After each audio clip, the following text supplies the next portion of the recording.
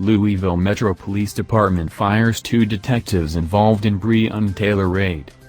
The Louisville Metro Police Department fired 2 detectives connected to the fatal shooting of Breonna Taylor, according to copies of the officers' termination letters. Taylor, a 26-year-old emergency room technician, was shot and killed by Louisville police officers in her apartment during a flawed forced entry raid in the early hours of March 13, 2020. Detective Myles Cosgrove was fired Tuesday for use of deadly force for firing 16 rounds into Taylor's home and failing to activate his body camera, according to a copy of his termination letter. Detective Joshua Janes, who had written the search warrant for the raid on Taylor's home, was fired Tuesday for failing to complete a search warrant operations plan form and being untruthful about verifying that Taylor's previous boyfriend, Jamarcus Glover, had been receiving packages at Taylor's home, according to a copy of his termination letter obtained. The detectives had received pre-termination letters last week, according to the attorneys for the men.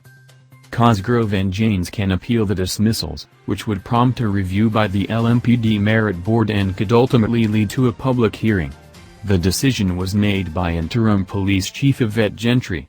The full-time police chief position will be filled by former Atlanta Police Chief Erica Shields in 2 weeks, Mayor Greg Fisher said Wednesday. The Louisville Police Union called the firings unjustified. There is certainly no evidence in this case that policies and procedures of the LMPD were violated to the extent that warranted termination, the River City Fraternal Order of Police said in a statement.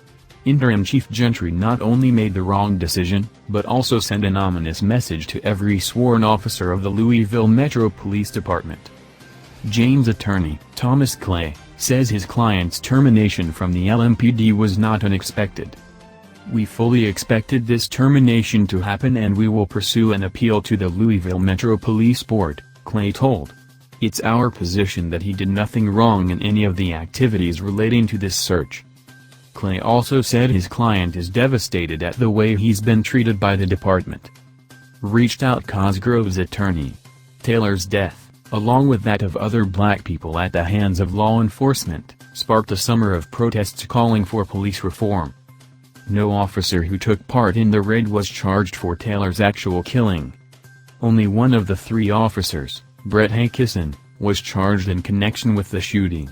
In September, a grand jury charged Hankison with 3 counts of felony wanton endangerment for blindly firing 10 shots into Taylor's home. He pleaded not guilty. As a result of the grand jury's decision, Taylor's mother, Tamika Palmer, asked the Kentucky Prosecutors Advisory Council to appoint an independent prosecutor to present the case of her daughter's death before a new grand jury. She said Attorney General Daniel Cameron's handling of the case undermines the trust and integrity of the entire process.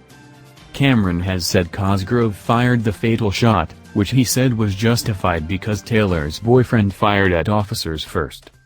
"At minimum, my daughter deserves, as do all aggrieved victims, a competent and capable prosecution team which is committed to properly investigating the case, evaluating the law from an unbiased lens, presenting the evidence and allowing the grand jurors to perform the functions guaranteed to them under the law," Palmer wrote in her request for relief. The Advisory Council declined to appoint a special prosecutor in December, saying they did not have the legal authority to do so, according to a report.